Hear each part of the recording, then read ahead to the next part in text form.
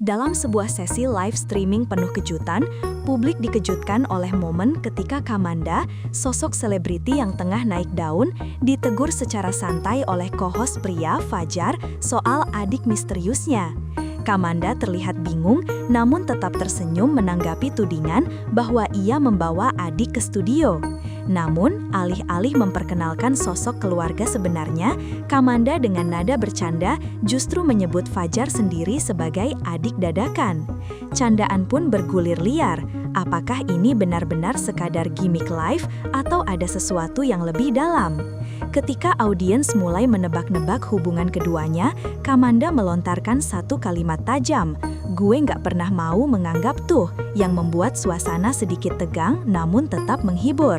Dalam dunia hiburan, batas antara panggung dan kenyataan memang sering kabur.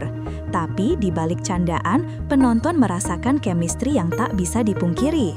Apakah ini sinyal kedekatan personal atau strategi marketing?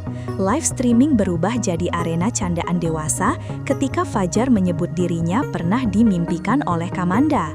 Bahkan disebut-sebut bahwa mimpinya cukup intens sampai membuat Kamanda ingin menelpon Fajar berkali-kali. Netizen tentu tak tinggal diam. Komentar-komentar seperti "Kamanda ketempelan" hingga "Poci batik hadir" membanjiri siaran. Kamanda menanggapi dengan santai dan penuh tawa, memperkuat kesan bahwa ini hanyalah bagian dari candaan sahabat. Namun, banyak penonton yang justru menangkap percikan chemistry di antara mereka. Apakah ini sekadar konten atau sinyal dari kedekatan yang lebih personal?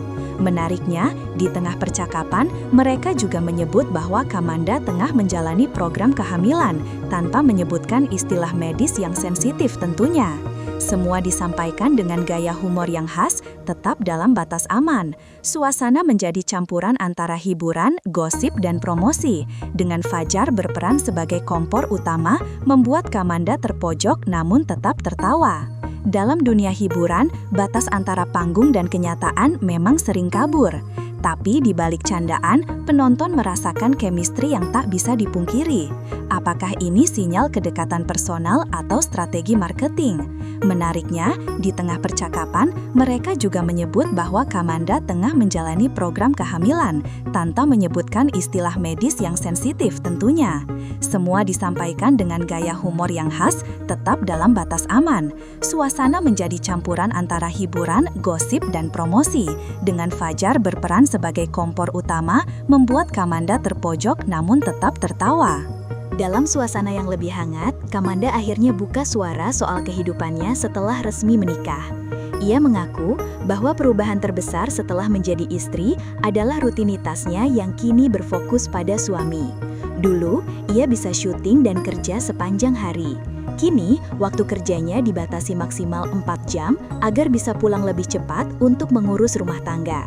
Kamanda juga mengungkap, ia setiap malam harus memikirkan menu makanan sehat untuk suaminya yang kini sedang diet.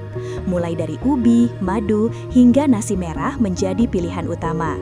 Dan yang paling menarik, ia menyebut bahwa suaminya nggak tahan makan telur karena bisa membuat kondisi udara kurang bersahabat.